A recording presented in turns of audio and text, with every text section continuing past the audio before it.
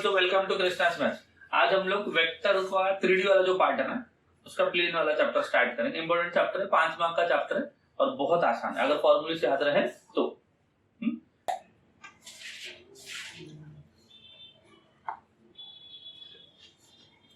बोलता है find the vector equation of the plane which is at a distance of 42 units from the origin. Origin से plane का distance 42 units है, मतलब p दिया है ना।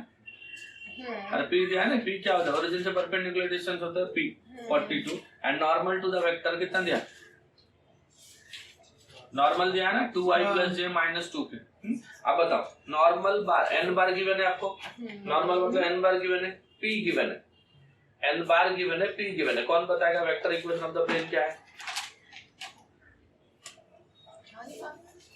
n बार गिवन है, नॉर्मल वेक्टर गिवन है, p गिवन है। फॉर्मूला क्या है? नॉर्मल फॉर्म क्या है बच्चों? r bar dot n cap equal to p, ऐसा होता है ना। बट n बार दिया है, n कैप ढूंढना है। n बार से n कैप कैसे ढूंढोगे? n cap equal to n bar divide by magnitude of n bar. तो n कैप मिल गया, p तो गिवन है 42 है, फिर सब्स्टिट्यूट कर दो।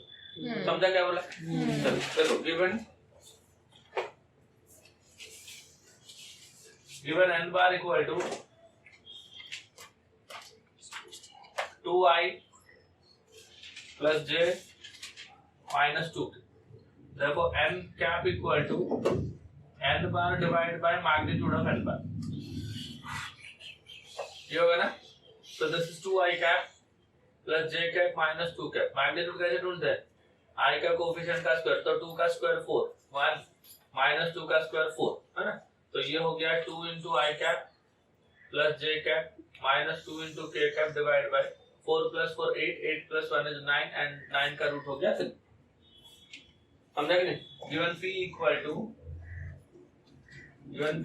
टू 42। p मतलब perpendicular distance from origin, this is given. ये दिया ना बच्चों। Therefore equation of the plane is, plane का इक्वेशन क्या हो जाएगा? r bar dot n cap is equal to, ये है ना फॉर्मूला है ना।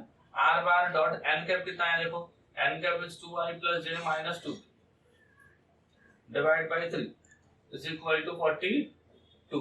3 को ऊपर ले लो, therefore r bar dot 2i + j - 2k equal to कितना हो गया? 6।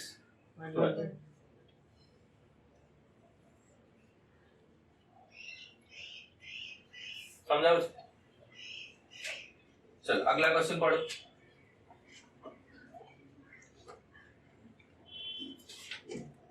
Find the perpendicular distance of the origin from the plane 6x - 2y + 3z - 7 is equal to 0. 6x - 2y + 3z - 7 is equal to 0. चलो देखो, एक plane का equation दिया है, कौन से फॉर्म में है? देखो ax + by + cz + d is equal to 0। ax + by + cz + d equal to 0, ये फॉर्म है। ओरिजिन से परपेंडिकुलर डिस्टेंस का फॉर्मूला क्या बताया था? बताओ। देखो सेकंड लास्ट फॉर्मूला या लास्ट फॉर्मूला देखो।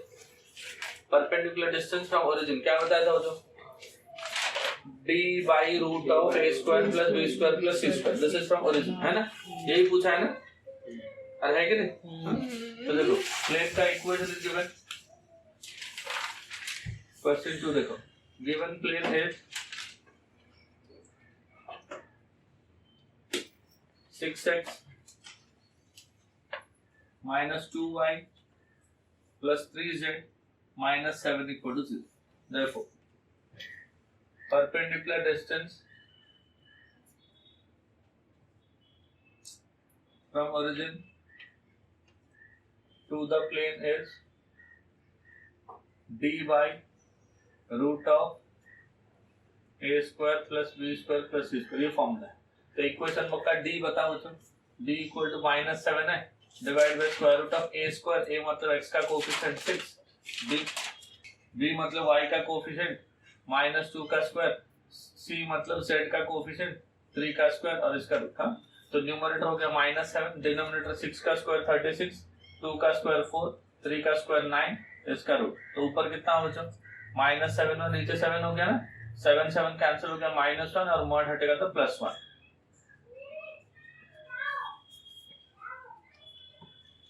समझा बच्चों?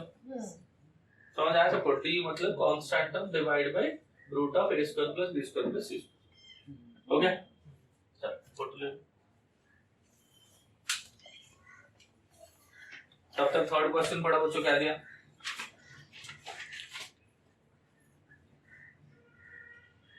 थर्ड क्वेश्चन इंपॉर्टेंट क्वेश्चन है, मार्क करके रखो।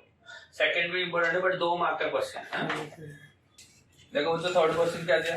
Find the coordinates of the foot of the perpendicular drawn from origin to the plane. एक प्लेन का इक्वेशन दिया है और बोलता है ओरिजिन से हमने एक परपेंडिकुलर बनाया, वो परपेंडिकुलर प्लेन के ऊपर बैठेगा, प्लेन के ऊपर है, जो पॉइंट पे फुट बनेगा उसका, जो पॉइंट पे उसका कोऑर्डिनेट बनेगा वो ढूंढना है आपको। मतलब ऐसा है कुछ। क्वेश्चन 3 देखो। ये अगर मान लो ये आपका एक प्लेन है ना, यहाँ से मैंने एक परपेंडिकुलर बनाया, ये परपेंडिकुलर आकर प्लेन को मान लो ये पॉइंट पे गिरा, तो ये point, this point is called the foot of the perpendicular. Foot of the perpendicular, ये perpendicular,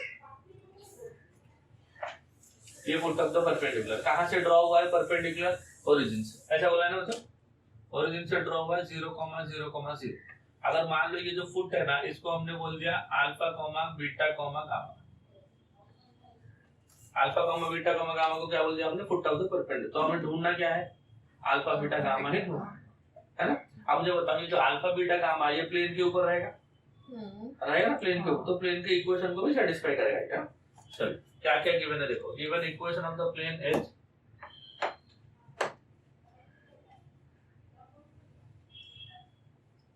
given equation of the plane, plane का इक्वेशन क्या है देखो एक बार। 2x plus 6y minus 3z equal to 60 ये दिया है ना। अगर मान लो जो नॉर्मल होता है ये तो परपेंडिकुलर क्वेश्चन में दिया है, अगर मैं ये प्लेन के लिए और एक नॉर्मल बनाऊं तो वो भी प्लेन को क्या होगा? नॉर्मल प्लेन को हमेशा क्या होता है? परपेंडिकुलर ही होता है, तो वो भी इसको परपेंडिकुलर होगा। देयरफॉर ये जो OP है और जो मैं नॉर्मल बनाऊंगा वो दोनों आपस में क्या होंगे? पैरेलल होंगे। समझ रहे हो ना क्या बोल रहा हूँ? देखो ये तो एक परपेंडिकुलर P मान लो और एक नॉर्मल बनाऊंगा मैं, ऐसा मान लो, ऐसा एक नॉर्मल बनाया तो वो भी तो पैरेलल ही होगा। प्लेन को परपेंडिकुलर का मतलब ये दोनों आपस में क्या होंगे? पैरेलल होंगे। होंगे कि नहीं? Normal is also perpendicular to plane और O से हमने परपेंडिकुलर ड्रॉप किया, तो ये दोनों चीज प्लेन को नॉर्मल है, मतलब ये दोनों आपस में पैरेलल है। अगर दो वेक्टर पैरेलल होते हैं तो उनका डायरेक्शन रेशियो का रेशियो क्या होता है? इक्वल होता है। a1/a2 equal to b1/b2 equal to c1/c2 होता है। अब मुझे बताओ ये जो प्लेन का इक्वेशन है इसमें से नॉर्मल का डायरेक्शन रेशियो क्या होता है? ये प्लेन का इक्वेशन है ना, इसमें से डायरेक्शन रेशियो ऑफ नॉर्मल क्या है बच्चों? देखो फॉर्मूला दिया था, अगर प्लेन का इक्वेशन जनरल फॉर्म में रहेगा ax + by + cz + d = 0 ऐसा रहेगा, तो DRS ऑफ नॉर्मल क्या होता है बच्चों? ABC होता है, अरे कि नहीं? अगर प्लेन का इक्वेशन जनरल फॉर्म में रहेगा ax + by + cz + d = 0 then a, b, c are called the direction ratios of the normal. बताया था ना। तो ये प्लेन का अगर इक्वेशन है, if this is the equation of the plane, DRS of normal क्या होगा? 2, 6, -3। नॉर्मल का DRS क्या होगा बच्चों? 2, 6, -3। समझा गया इतना तक? तो ये हो गया DRS ऑफ नॉर्मल। सो दोनों ध्यान दो इधर, DRS ऑफ नॉर्मल क्या हो गया? DRS ऑफ नॉर्मल हो गया 2, 6, -3। Let P alpha, beta, gamma be the foot of the perpendicular, foot of the perpendicular। और कहां से ड्रॉ हुआ है? ओरिजिन से ड्रॉ हुआ है। देखो डायरेक्शन रेशियोस ऑफ OP बार क्या हो जाएगा बच्चों? DRS ऑफ OP बार कौन बताएगा? अगर कोई लाइन दो पॉइंट को जॉइन करता है तो DRS क्या होता है? x2 - x1 y2 - y1 z2 - z, ऐसा होता है ना। सो this is alpha -0 and beta -0 gamma minus, ऐसा होता है ना। सो this is alpha, beta, gamma. ये हो गया तुम्हारा अल्फा, बीटा, गामा। समझा गया इतना तक? हाँ? अब बताओ ये लाइन का जो DRS है वो अल्फा, बीटा, गामा है और ये लाइन का जो DRS है वो 2, 6, -3। समझा कि नहीं? और दोनों लाइन एक दूसरे को पैरेलल, तो दोनों का डायरेक्शन रेशियो का रेशियो क्या होगा? इक्वल होगा। तो since OP bar parallel to N bar, therefore दोनों का डायरेक्शन रेशियो का रेशियो क्या लिखूं? अगर पहले का a1 है तो a1 by a2 will be equal to b1 by b2 will be equal to c1 by c2। और होगा ऐसा a1 by a2 equal to b1 by b2 equal to c1 by c2। अगर ये a1 b1 c1 है और ये अगर a2 b2 c2 है तो हम लोग ऐसा लिख सकते हैं ना, देखो alpha divide by 2 equal to beta divide by 6 equal to gamma divide by -3। ये समझा बच्चों? Let this will be equal to some constant K या लैम्डा कुछ तो बोल दे, लैम्डा बोल दिया के बोल, वेक्टर में के होता है ना तो कंफ्यूजन हो सकता है ना, लैम्डा बोल दो। देखो अल्फा इज इक्वल टू कितना हो गया बच्चों? 2 lambda, beta is equal to कितना हो गया? 6 lambda and gamma is equal to कितना हो गया? -3 lambda. Let it be equation number 1। क्या तक क्लियर हो बच्चों? सबको समझ गया क्या क्या क्या? हमने ओपी का डायरेक्शन रेशियो लाया, नॉर्मल का डायरेक्शन रेशियो लाया, दोनों पैरेलल है तो दोनों का रेशियो को इक्वल। हां अब मुझे बताओ where is alpha beta gamma? Alpha beta gamma कहां पे हो? प्लेन के ऊपर है तो प्लेन को सेटिस्फाई करेगा। हां since alpha comma beta comma gamma, since p alpha comma beta comma gamma lies on the plane, lies on the plane, अगर प्लेन पे है तो ये पॉइंट इसको सेटिस्फाई करेगा। तो देयरफॉर 2 into x के जगह पे अल्फा हो जाएगा, 6 into बीटा हो जाएगा, 3 into गामा हो जाएगा इक्वल टू 63 होगा। तो देयरफॉर 2 into अल्फा का वैल्यू कितना है बच्चों? 2 लैम्डा प्लस 6 into बीटा का value 6 lambda minus 3 into gamma का वैल्यू -3 लैम्डा इक्वल टू 63। तो 2 into 2 हो गया बच्चों 4 लैम्डा, 6 into 6 हो गया 36 लैम्डा, 3 into 3 हो गया 9 lambda and this is equal to 63। 36 plus 4 हो गया 40, 40 plus 9 हो गया 49 lambda, this is equal to 63। देखो lambda will be equal to 63 by 49, 7 से कट कर देगा 7977। समझा इतना? ये हो गया लैम्डा। देखो लैम्डा हमें नहीं चाहिए, हमें क्या चाहिए? अल्फा बीटा गामा ना। तो using lambda in 1, lambda in equation 1, तो p का कोऑर्डिनेट कितना हो जाएगा? तो 2 into लैम्डा, 2 into लैम्डा का value 9/7, 6 into lambda 9/7 minus 3 into lambda 9/7 है ना। तो p का कोऑर्डिनेट क्या हो गया? 18/7, 6 9 जा 50, 4/7 minus 27/7 is the foot of the perpendicular।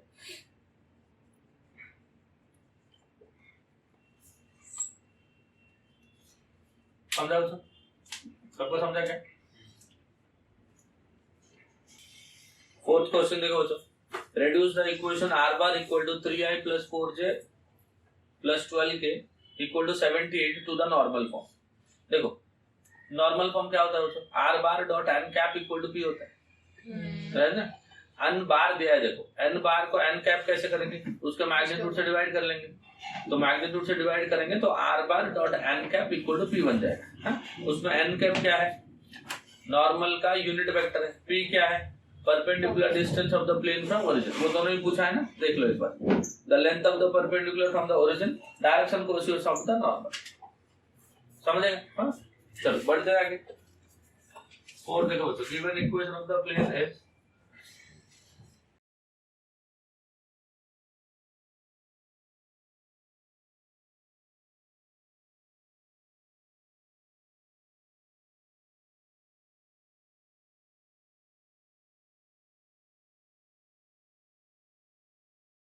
देखो बच्चों प्लेन का इक्वेशन ये है, इसको कौन से फॉर्म में एक्सप्रेस करना है?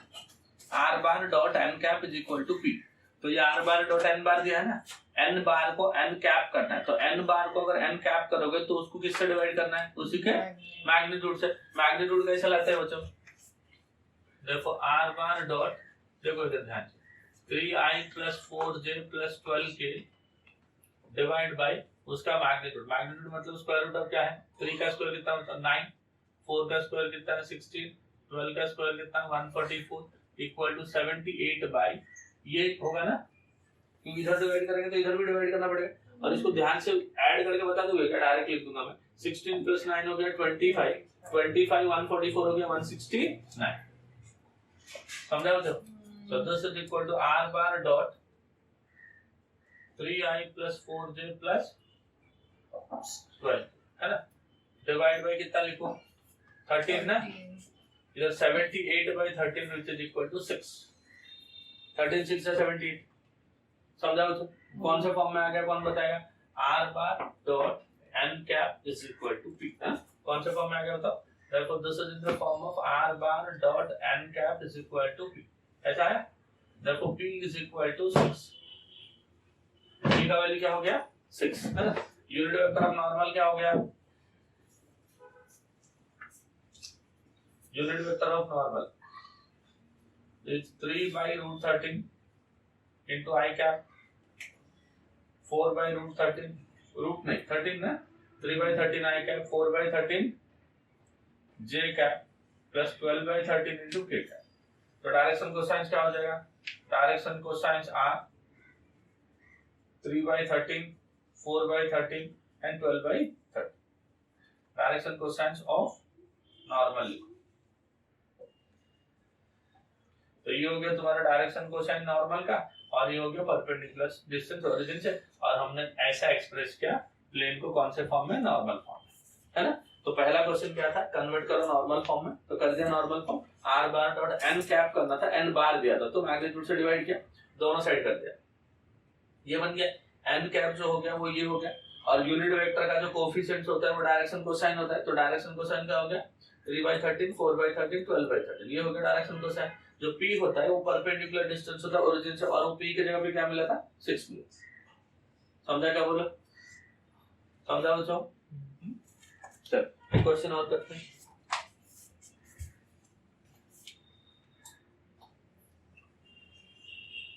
फाइंड देखो बच्चों, find the vector equation of the plane passing through the point having position vector है। देखो गिवन पॉइंट क्या रहता है? Given point is a bar is equal to I plus j plus k and perpendicular to and जिसको perpendicular होता है वो n बार होता है ना, 4i plus 5j plus 6k। कौन बताएगा? अगर एक प्लेन है जो a बार से पास करता है और n बार को परपेंडिकुलर होगा, तो वेक्टर इक्वेशन क्या होता है बच्चों? r bar dot n bar is equal to a bar dot n bar, जो फर्स्ट फॉर्मूला वेक्टर फॉर्म का है ना। r dot n equal to a dot n। Therefore, vector equation of the plane is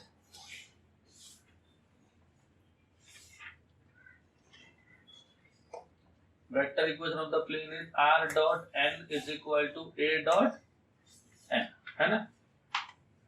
Therefore, r dot n, n मतलब ये बचा 4 into I cap plus 5 into j cap plus 6 into k cap equal to a dot n, मतलब इसका और इसका dot product, तो 1 into 4 will be 4, 1 into 5 1 into 6। Therefore r bar dot कितना हो गया? 4 into I plus 5 into j plus 6 into k equal to 10 plus 5 will be 15। समझे? समझ आया बच्चों सबको? हाँ, ये हो गया आपका क्वेश्चन नंबर 5। क्वेश्चन नंबर 6 बताओ क्या दिया? कार्टेशियन फॉर्म पूछा है। क्या पूछा बताओ? Cartesian form. क्या दिया बताओ? Find the Cartesian equation of the plane passing through the point A, है ना। गिवन पॉइंट क्या बताओ? गिवन पॉइंट जो है वो A है, और इसका कोऑर्डिनेट कितना दिया बच्चों? -1 2 3, -1 2 3। तो ये हो गया तुम्हारा x1 y1 एंड z1। ये पॉइंट से प्लेन पास करता है। डायरेक्शन रेशियो नॉर्मल का, हाँ, and DRS of the normal R। Normal का DRS क्या दिया बच्चों? 0 2 5। कितना जाओ तो 0 2 5, है ना। Therefore, equation of the plane is,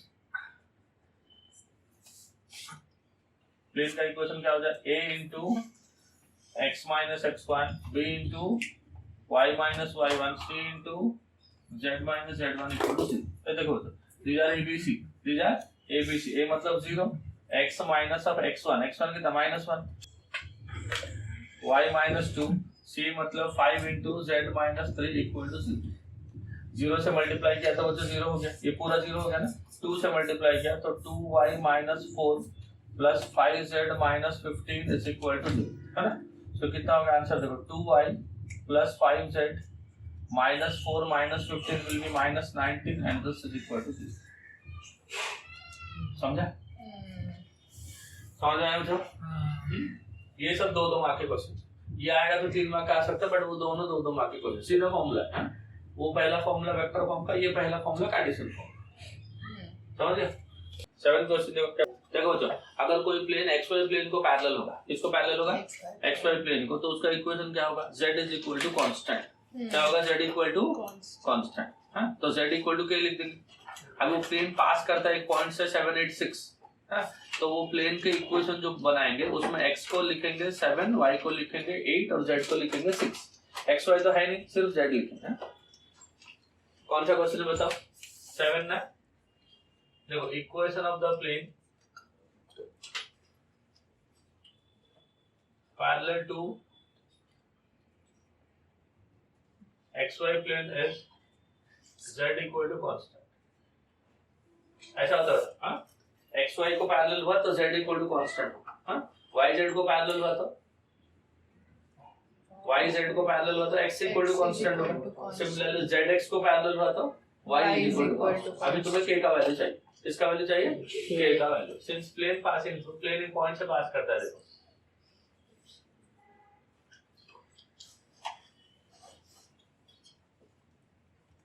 plane passing through the point, कौन सा पॉइंट है बच्चों प्लेन पास करता है? ए से ना, a passing through the point A with coordinate 7, 8, 6।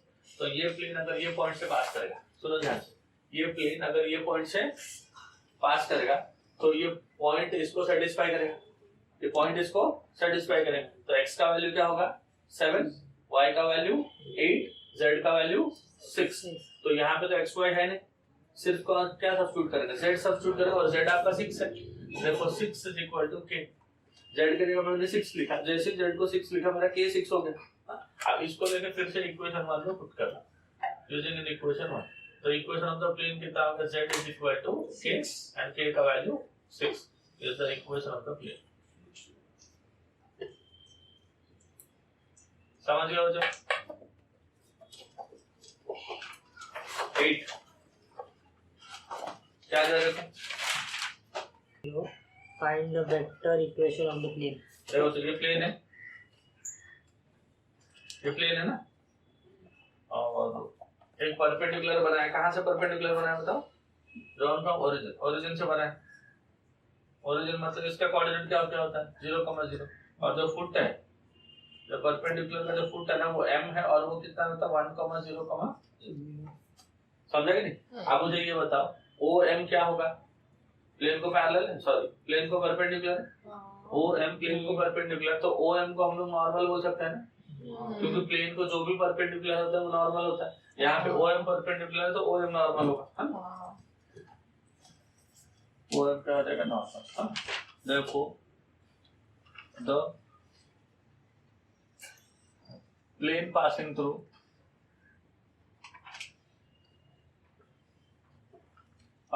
the point M 1,0,0, हाँ? देखो OM बार या M बार जो होगा वो पॉइंट जैसा काम करेगा। किसके जैसा पॉइंट काम करेगा? पॉइंट के जैसा, और वो हो गया I cap. M bar will act as a point जैसा काम करेगा और वो A बार हो गया। अब जो नॉर्मल है वो भी इसको परपेंडिकुलर, ये भी परपेंडिकुलर, तो ये इसके जैसा काम करेगा। And N bar is equal to, N bar क्या हो जाएगा? तो OM bar, and OM bar क्या हो गया? M bar, and M bar is again equal to I cap, क्योंकि बाकी दोनों 0 है। तो मतलब इधर आपका पॉइंट भी I कैप है एंड नॉर्मल का डायरेक्शन रेशियो भी I कैप है। एक वाला, हाँ देखो क्या दिया, एक बार क्वेश्चन पढ़ लो। तो बोलता है हमने ओरिजिन से प्लेन के लिए परपेंडिकुलर बनाया, ओरिजिन से प्लेन के लिए परपेंडिकुलर, मतलब ये ओरिजिन है, यहाँ से प्लेन के लिए परपेंडिकुलर बना है। तो जो OM है, ये OM क्या है मेरा? परपेंडिकुलर है। तो प्लेन को जो भी परपेंडिकुलर होता है वो क्या होता है? नॉर्मल होता है। नॉर्मल को कैसे रिप्रेजेंट करते हैं? N बार से। तो मेरा जो OM बार है ये N बार बन जाएगा ना। तो देखो OM बार बन जाए, M ये है तो OM बार जो है ये M बार है ना।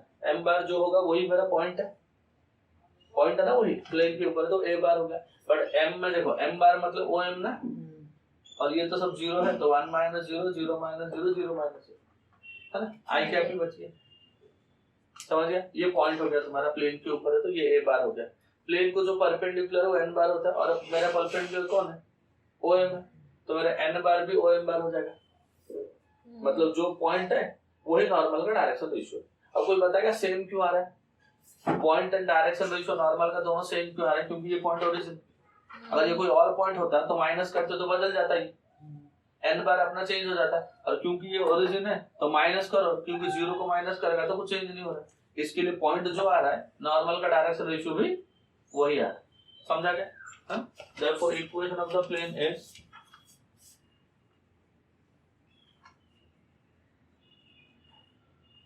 Equation of the plane is formula क्या होता है? r dot n is equal to a dot n। तो this is r dot n, n मतलब i cap, a dot n मतलब इसका और इसका dot product, i dot i कितना होता है? होता है 1। तो r dot i equal to 1। समझा? समझा बच्चों सबको? पढ़ लिया? क्या गिवन है बताओ बच्चों? एक प्लेन है जो एक पॉइंट से पास करता है, तो जहां से पास करेगा वो a बार हो गया, और दो वेक्टर को पैरेलल है तो एक b बार बोलो और एक c बार बोलो, तो फिर नॉर्मल ये दोनों को क्या हो जाएगा? परपेंडिकुलर हो जाएगा। तो नॉर्मल जो है n बार है, इन दोनों का क्रॉस प्रोडक्ट हो जाएगा। अरे होगा कि नहीं? तो n is equal to b cross c हो जाएगा। तो vector equation of the plane क्या हो जाएगा? r dot b cross c equal to a dot b cross c। देखो थर्ड फॉर्मूला था अपना, वेक्टर फॉर्म का तीसरा फॉर्मूला। a से पास किया, b और c को पैरेलल हुआ तो n बार अपना b और c को परपेंडिकुलर हो गया, तो n के जगह पे हम लोगों ने b क्रॉस c लिखा था, बाकी सब एज इट इज था, पहला फॉर्मूला जैसा ही था। तो r dot b cross c equal to a dot b cross c। यहाँ पे जिसको परपेंडिकुलर है वो b एंड c है, और जहां से पास करता है वो a है। समझा बच्चों? चलो लिखते हैं। Given plane passing through the point A, coordinate कितना देखो -2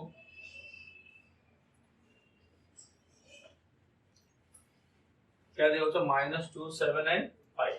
तो पॉइंट को पोजीशन वेक्टर के फॉर्म में लिख दो, a bar equal to -2 into i cap 7 into j cap plus 5 into k, ये and parallel to b bar equal to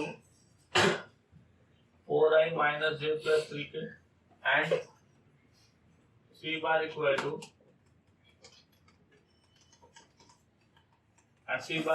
i plus j plus k। देखो तो b बार क्या हो जाएगा? 4i minus j plus 3k and c हो जाएगा i plus j plus k। समझा इतना? कहाँ से पास करता है? देखो a से पास करता है और b और c को क्या है? Parallel, passing through a bar and parallel to b and c। कौन बताया कैसे करें? अभी इन दोनों का क्रॉस प्रोडक्ट ले लेंगे, उसका n बार बोल देंगे। Since normal perpendicular to b bar and c bar, therefore n bar is equal to b bar cross c bar. Cross product कैसे लेते हैं? वो तो डिटरमिनेंट याद है, b का कोएफिशिएंट 4 - 1 3, c का कोएफिशिएंट 1 1 1। अब इसको सिंपलीफाई करो तो this is equal to i cap into -1 - 3 -1 - 3 minus j cap into 4 - 3 plus k cap into 4 plus 1। So this is equal to -4 into i cap, ये 1, तो minus j cap plus 5 into k cap, -4 i cap minus j cap plus 5 k cap, this is n bar। समझ गए इतना? Therefore the vector equation of the plane is vector equation of the plane is r dot b cross c equal to a dot b cross c। तो r dot b cross c कितना आया था बच्चों? देखो ये ना -4i minus j plus 5k equal to, इसको a के साथ डॉट प्रोडक्ट लेना है, और a ये है डॉट प्रोडक्ट। देखो -2 into -4 कितना हो गया? +8 ना, 7 into -1 तो -7 हो गया, एंड 5 into 5 will be 25 है ना। तो 8 - 7 1 हो गया, 1 + 25 will be 26। तो r bar dot -4i minus j plus 5k equal to 26। समझा?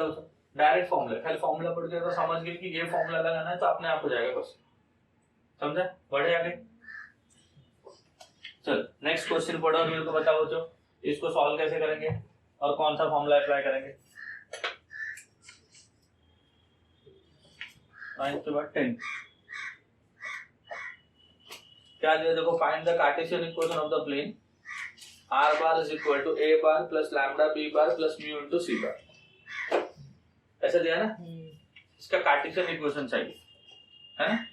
कार्टेशियन इक्वेशन कैसे लाएंगे बच्चों, नॉर्मल का डायरेक्शन रेशियो लाना पड़ेगा। किसका डायरेक्शन रेशियो, नॉर्मल का। कैसे लाएंगे बच्चों, b क्रॉस c करेंगे, b क्रॉस c करेंगे तो n बार मिलेगा, तो r dot b cross c equal to a dot b cross c, ऐसा होता है ना। देखो हमने पैरामीट्रिक फॉर्म दिया था, देखो पैरामीट्रिक फॉर्म में हमने लिखा था प्लेन का इक्वेशन होता है r bar equal to a bar plus lambda b bar plus mu c bar. तो पहला वेक्टर a बार है, लैम्डा के बाद जो है वो b बार है, म्यू के बाद जो c बार है ना। तो b क्रॉस c करेंगे तो तुमको नॉर्मल वेक्टर मिलेगा। b क्रॉस c क्या मिलेगा, नॉर्मल। तो नॉर्मल का जो ijk का कोफिशिएंट होगा वो तुम्हारा abc है, वो तुम्हारा abc। और जो पहला पॉइंट है वो तुम्हारा पॉइंट है, पॉइंट मतलब x1 y1 z1 है, ठीक। अब equation of the plane in Cartesian form क्या होता है, a into x minus x1 plus b into y minus y1 plus c into z minus z1 equal to c। समझ गए आप? लिखे क्वेश्चन 10th सम देखो बच्चों, गिवन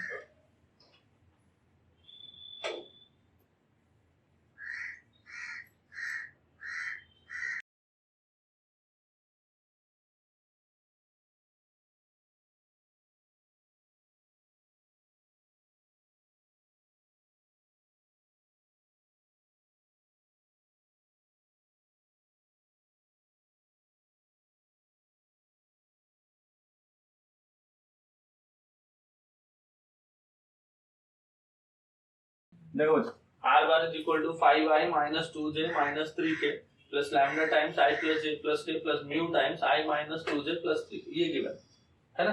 अब यहाँ से पॉइंट बता दो, ये a बार है ना बच्चों, तो पॉइंट मिल गया मेरे को। देखो point is a bar that is 5i minus 2j minus 3। मुझे कार्टेशियन में चाहिए, कार्टेशियन में चाहिए तो मैं क्या लिखूंगा, 5 minus 2 and minus 3 है ना। And n bar equal to b cross c है ना। b क्रॉस c कैसे लाएंगे दोस्तों, i j k, ये b का कोफिशिएंट क्या क्या लिखूं, 1 1 1 ना, ये c का कोफिशिएंट क्या लिखूं, 1 minus 2 3। समझ आ रहा है क्या, थोड़ा थोड़ा समझा। इसको सिंपलीफाई कर दो, कितना आ जाएगा बताओ, i cap into 3 plus 2 minus j cap into 3 minus 1 and plus k cap into minus 2 minus 1।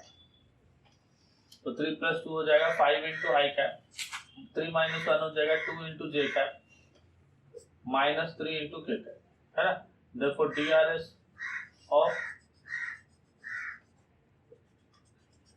of normal are 5 minus 2 minus 3 as a b c, और ये हो गया तुम्हारा x1 y1 z।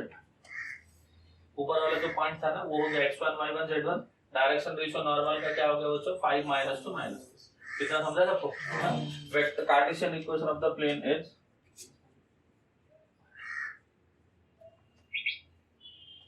Cartesian equation of the plane is, plane का Cartesian equation क्या होता है, a into x minus x1 plus b into y minus y1 c into z minus z1 equal to a b c। ये होता तो a मतलब 5 into x minus x1 मतलब 5, b मतलब -2, y minus of -2 will be +2, c मतलब -3, z minus of -3, c मतलब -3 into z minus of -3 will be +3 equal to 0। तो 5 into x will be 5x, 25, 2y, 4, 3z, 9, 0 है ना। So this is 5x minus 2y minus 3z, 25, 29, 38।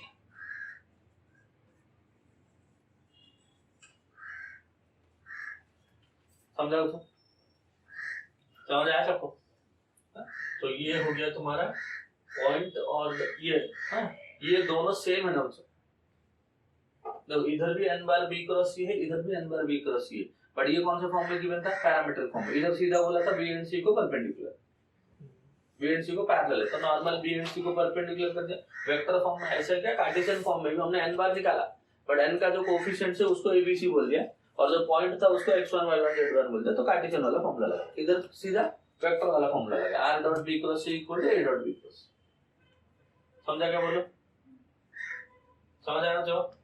Question number 11 पढ़ो बच्चों क्या दिया, find the vector equation of the line, पढ़ो पढ़ो, find the vector equation of the plane which makes intercept 1 1 1 on the coordinate axis। मतलब देखो, अगर यही क्वेश्चन कार्टेशियन फॉर्म में बोला होता, सोचो बच्चों, अगर यही क्वेश्चन कार्टेशियन फॉर्म में बोला होता तो 2 लाइन का क्वेश्चन है। देखो मैंने कार्टेशियन फॉर्म में दिया था ना, इंटरसेप्ट फॉर्म करके। कार्टेशियन में देखो इंटरसेप्ट फॉर्म करके एक फॉर्मूला था कि x by a plus y by b plus z by c equal to 1, ऐसा था ना। इधर a b c के जगह पे 1 1 1 दिया है, तो x by 1 plus y by 1 plus z by 1 equal to 1, मतलब x plus y plus z is equal to 1, है ना।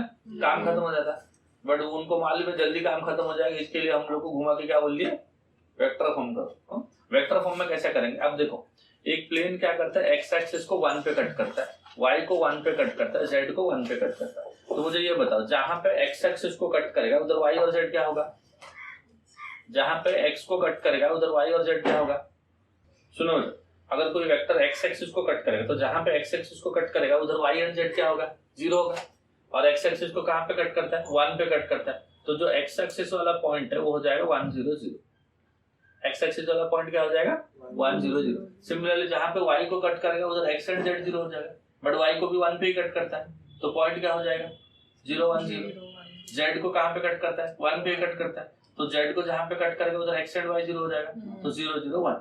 तो आपको 3 पॉइंट मिल गए, एक 1 0 0 जो कि i कैप होगा, जो 0 1 0 जो j कैप होगा, जो 0 0 1 वो k कैप होगा। 3 वेक्टर 3 पॉइंट मिल गया, a bar b bar and c bar. मैंने वेक्टर फॉर्म का थर्ड फॉर्मूला दिया था, देखो वेक्टर फॉर्म का थर्ड फॉर्मूला r डॉट मिला, equation of plane passing through 3 points a bar b bar and c bar. r dot b cross c equal to a, r dot ab cross ac equal to a dot ab cross ac। मिला, 3 point से पास करेगा। यहाँ पे a बार क्या है, i cap, b बार क्या है, j cap, c बार क्या है, k कैप। समझा कि नहीं, फिर ab क्रॉस ac लाना, फिर फॉर्मूला में पुट करना। समझ गया सब। कौन सा क्वेश्चन था बच्चों, देखो given plane cuts xy and z axis at 1, 1, 1 respectively. Therefore, let a 1 0 0 होगा ऐसा, b कितना होगा बच्चों, 0 1 0 and c 0 0 1 are the points। यहाँ तक समझाएगा ऐसा। तो देखो ये z एक्सिस है, ये x एक्सिस है, ये y एक्सिस, ऐसा मान लो, है ना, ऐसा है। मैं थोड़ा अच्छे से बना दो, जो y बनाता हूँ।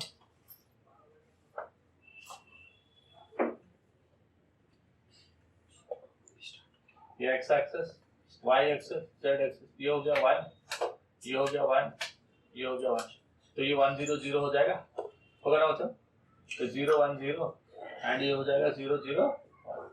तो a क्या हो गया, 1 0 0 हो गया, x एक्सिस को 1 पे कट किया, y को 1 पे कट किया, z को भी 1 पे कट किया। पोजीशन वेक्टर्स लिखो, let a bar b bar and c bar be the position vectors of the points